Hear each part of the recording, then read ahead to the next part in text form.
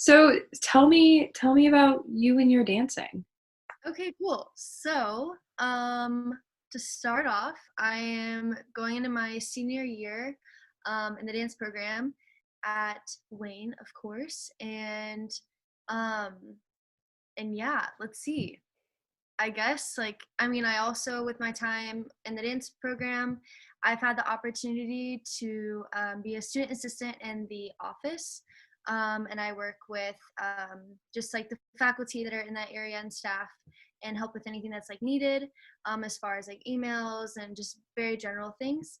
And I've also had the chance to be class representative for the past few years and for upcoming senior year. And I've had the joy of also partaking in Company One and dance workshop. And at the end of, or at the second year of dance workshop, I got to co-direct alongside my friend Joey Matar, and I got to choreograph. And that also leads me into Taylor because we are both choreographers, yes, in dance workshop last year. So yeah, on to you. Yeah, I am going to be a junior this year, which is crazy. But yeah, in the last 3 years, I've been really lucky. I am the student assistant for recruitment, and I work with Meg to bring in incoming students or potential students for the department, which is a really enriching job. I also work for the university as an orientation leader. So once I bring the students in, I get to help welcome them, which is it's just a really enriching thing to have, to see new faces and to meet new passionate people as they come into Wayne State. What else? In the last three years, yeah, this will be three going on. I've been lucky. I was in Tosangana my first year as a dancer, which was a really exciting experience. And then this past year, I was really lucky to join Dance Workshop as a dancer and as a choreographer alongside Amanda. And I got to be in her piece, which was such a fun experience. So I got to choreograph, and I'm excited to see what the next few years hold. But yeah, that's the Wayne State career in a nutshell. And Yes, now we're here doing the virtual thing, which is not where I saw us being, but of course not. cool, cool nonetheless. But this is your first project, right? For virtual theater and dance. This is your Yeah. first one that you did as well. Yeah. Do you want to tell me about what this project was for you, or like, I guess where it came from? Yeah. Um, for my project, I kind of just wanted to play with, I don't know, I guess like with everything going on, and especially with quarantine, and with how it's been interesting, like also not dancing as much as we used to and not having as much space. And actually these past few months I haven't been dancing. And I've just kind of been really enjoying the simplicity of just like everyday life, and like Mhm. mundane kind of like tasks and like what that means. Yeah.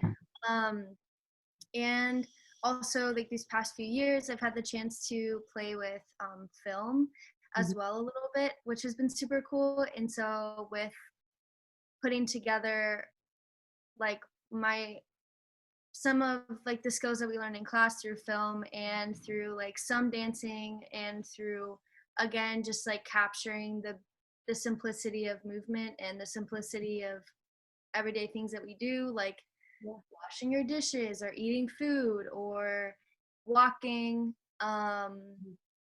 Yeah, those just like really stood out to me. And I also enjoy like the writing of names, and I think that's very personal to every single person. Everyone has like a very unique way of like writing, Yeah. and I think it's beautiful to capture that. Like that's just choreography within itself. I was like, Mhm. oh, perfect. Yes. So putting together, yeah, just a compilation of Yeah. writing and all the things. I Yeah. don't, yeah.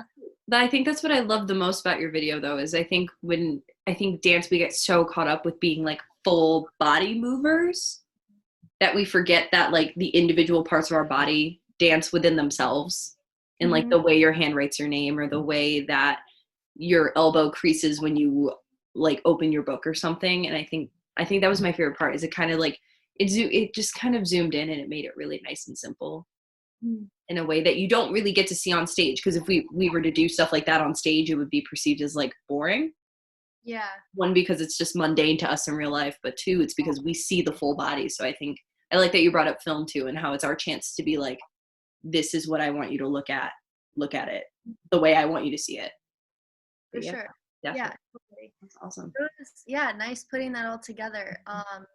And it was also still so nice though. I mean, I guess this kind of like ties into how you went about like your work and your project, because also at the same time, like amidst like crouching over my laptop and like editing and doing Right. all these things, it has also been really nice to like dive back into movement this past week, and it was super nice being able to begin that process actually with your own work.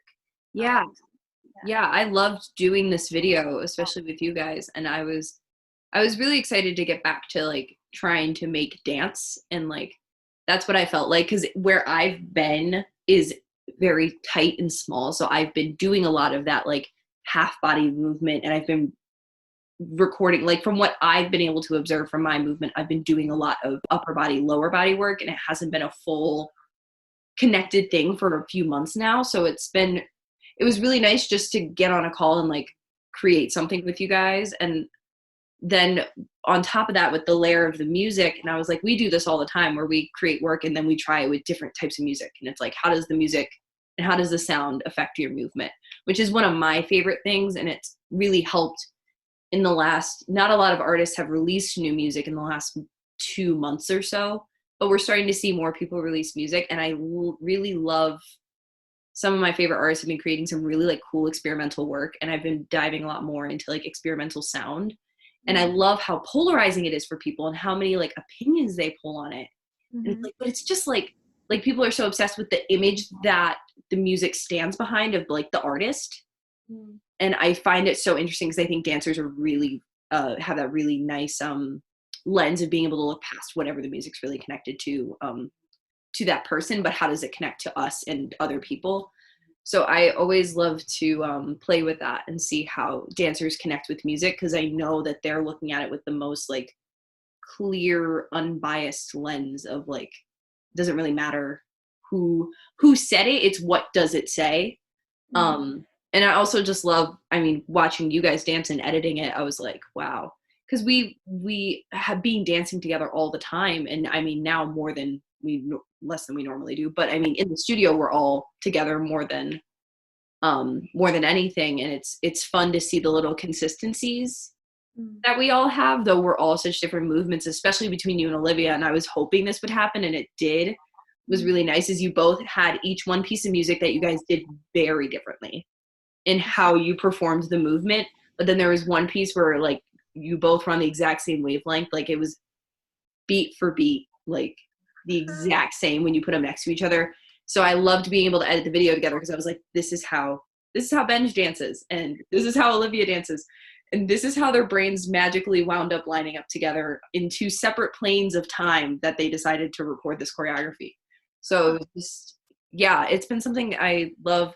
And I wish I mean like the dream, and what I would love to do is create a piece where the music changes every time you do it, and like in a magical world where that can happen. And I mean, that is, I guess this is the magical world that could happen.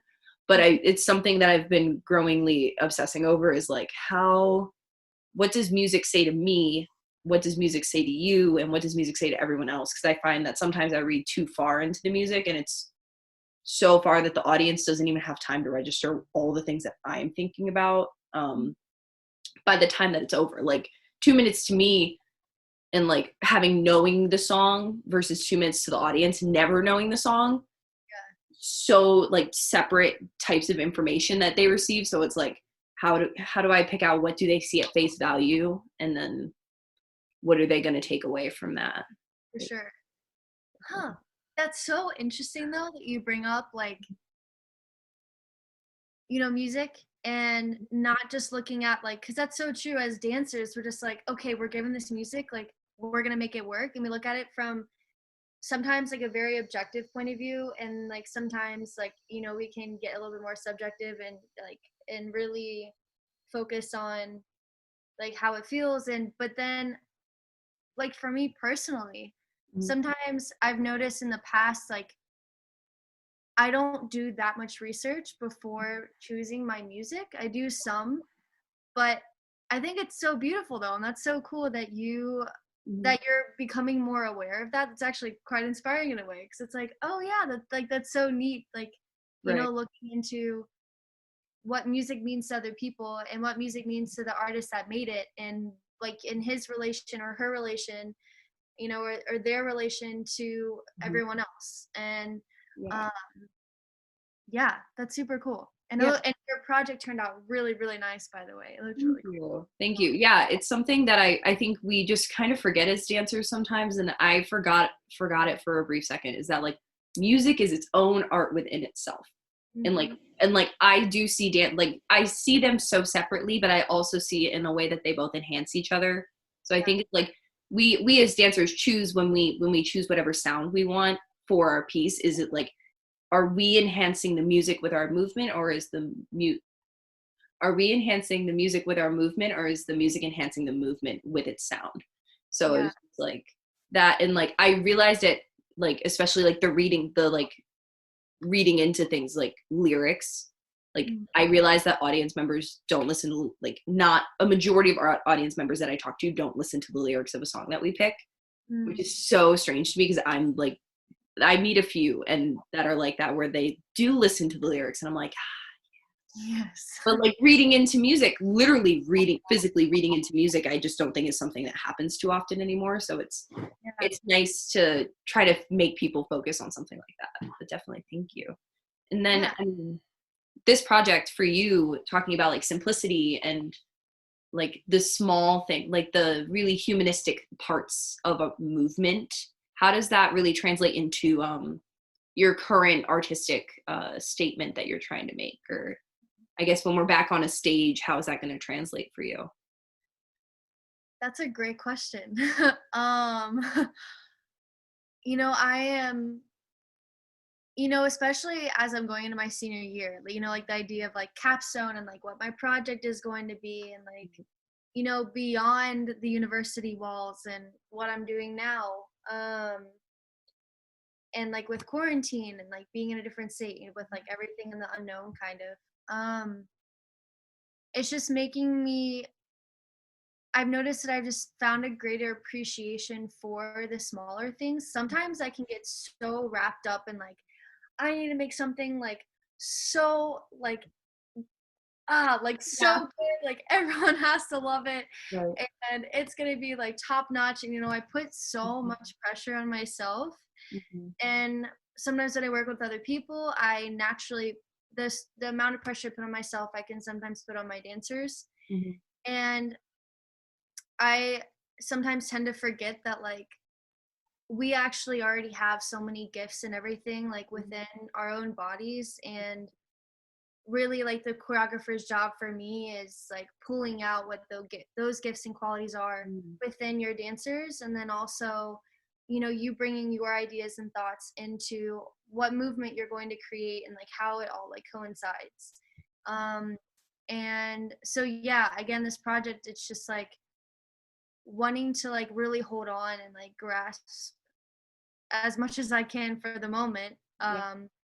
the things that we all have in common, Mhm. which very much is like the everyday things. And sometimes we just like forget about them. We forget that there's so much beauty within like the everyday tasks that we do. Because sometimes our thoughts are always just so focused on like other things, Right. and we forget to just like quiet ourselves and just like go Yeah. into like one thing at a time, because life's crazy. My Yeah. mind is rarely ever like thinking of one thing at a time. So yeah, it was just nice to kind of play with that and see where that will kind of manifest, I guess, or like take. Yeah. um That's what I really love about your work. And that's what I mean, being in some of your pieces as a dancer and now viewing this as a small part of this video, I get a really, really beautiful sense of gratitude within your work. Like it lives in the present tense. like it feels like a period piece in the way that it captures like a very specific moment in time. But I just always have loved that. It doesn't have to be, it doesn't, I feel like vintage is the word people use to describe something like this, but it's not that. It lives in its own world that just like it captures, it's so atmospheric. Like, I guess that's like the best way I have for it. But yeah, I don't want to say vintage because it does remind me of like an old time, but it very much takes you back to a time that Yeah. that feels really paradoxical in the way that I'm like kind of talking in circles. But yeah, I get this really great sense of gratitude watching your work. Like I can feel that you as a person are very gracious in the small things that you show people, you know? And I appreciate it so much. Oh, thank you. That was so Yeah. sweet. Um, and I guess like when we were talking about your work and everything, and I guess you already kind of like mentioned like the revelations of just like becoming aware of the different ways that Mhm. dancers look at music and all these things. I Yeah. also find it really beautiful. Like I again like going off of the appreciation and you really wanting to focus and capture like our movement and your care for the dancers. Like that's this is like a little insert. Taylor Craft has a huge appreciation for like the department and for all artists. Mhm. Um, and I deeply value that. And I think that's another thing that I really felt when working with you, just seeing this little small project and Mhm. like, last year and the year before, it's like, you wanting to hear more voices and wanting to have more voices heard is something that I really enjoy. And it's very neat. Did you already know your musician for this project, or did you just meet him this summer? So Eric Christopher Scott, who did all three of the pieces in this. So I guess this goes back to my original thought for this project was that I would get three different artists to do something very, very different. Because I was like, my immediate thought was to have Eric do something, and then to maybe have like Gabriel do something, and then I have some friends that are in some local bands in Detroit that I thought would be really cool. I was like, oh man, because that's a whole nother tangent I could go on, is like dance and rock music and why we don't put them together, but how they so closely align in moral and value. That's a Yeah, whole nother thing. I But would I love. was like, I would love, like, I wanted to get like something really classical because I knew Eric did like some violin. He's done really like beautiful ballet music. And I had heard his music for the first time at the choreography to composer showing that we had done. Yeah, And it was a really, really beautiful piece of music. And I was like, oh man, you do ballet to this, you could just like I don't want to say fall asleep to this, but like in the most beautiful way, it's something that you can fall asleep to and have like the most pleasant of dream. And then yes, Gabriel, same thing, who I didn't get to work with on this project, but I hope to work with, created this like beautiful song with my friend Olivia, who's also dancing in the video. And I was just like, oh, it's like beautiful. It has like this really nice raw, like Bob Dylan vibe where I just kind of felt like the music like reached straight into what I felt, and it kind of told me how to feel. It wasn't like I got to really interpret it. It was just like, at it, I'm gonna shoot you in the heart with some emotion. And then, like I said, like getting some rock music. And so when I put out this concept for the taking, Eric contacted me. He was like, I have music, and I was like, well, send me all of it. I'm not gonna be like, oh, just send me one. Why would I be like, oh, send me one song? So he ended up sending me the yeah, three pieces of music that we use, and they're all so beautiful. I feel the same. I feel very similar things when I listen to them, but they're sonically so different. And I appreciated them so much. And I was like, wow, this is actually really cool. Just doing like one artist showing their three different faces of themselves. And then how do two different dancers then interpret these three versions of the same person? Because I imagine it like in an alternate universe, like you two talking to three different versions of the same person, like three different universes worth. yeah, So it worked out really nicely, and how that music kind of came about. And working with Eric was awesome because I mean, he sent me his stuff and I was like, it's perfect.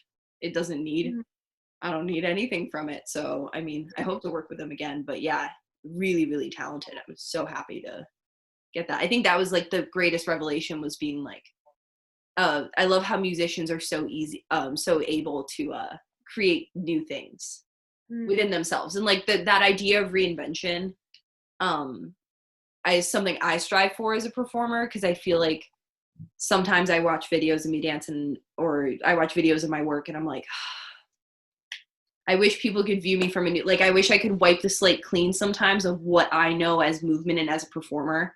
And I admire it so much on how musicians can reinvent themselves. So it's like, I feel like it's something that I personally strive for through my Yeah. work, is to create something not original, but different. Cause originality is like a faux pas.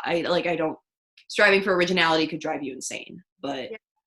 striving for something different from what you've done is something I can achieve. But yeah. Yeah. Oh, that's a great perspective shift, actually. Because yeah, it's like sometimes you can get so overwhelmed with like thinking of, needing to compare to other people, and like that naturally happens in everyday life. Right. But it's beautiful that like you're like reminding yourself to compare like the person you were yesterday, or like like past work that you've done, so you can just like continue to foster and like create new things. Yeah, no, that's super cool. Yep, Yeah. definitely. Well, it's cool. Yeah, I just feel like we're surrounded with artists that do things that are so, I guess we would consider them like, it's to me the real definition of like a multifaceted artist is like not someone who can do everything, but someone who can do a certain set of things in a really different way every time. So I mean, like, I think of like, man, think of like choreographers that have this really distinctive choreographers and like filmmakers that have really distinctive styles in like a way that that it's theirs, but it's not a visual thing, and it's not like a sonic thing. Like, it's not something that directly appeals to senses, but you can like feel this like thought. And like the first thing that comes to mind to me, like filmmaker wise and choreographers, are like Ari Aster and like Sonia Taye, where they create these works. And like in Ari Aster's case, he has like 2 films that you can look at side by side, and they're totally thematically, they're fully different. Sonically, they sound different in score. Directly, like they're fully different, but there's something about him that you're like, this is his. Like, no one else can do it that way. Sonia, the same thing, is like she creates these contemporary works, and you're like, you can feel that that like property of matter that isn't real, but it's like, that is so Sonia. And the same thing, it translates to her musical theater, her Broadway work so well. And I'm just like, oh, it's so distinctive. Yeah. And I mean, I feel like we all as artists like strive for that distinction, but I think that distinction sometimes comes in doing things that are really different from one another. Maybe. I might be wrong, but hey, time will tell. It's working out. What I'm seeing right now, and the products that I've had the joy of working with, I'm like, yes, oh, stop.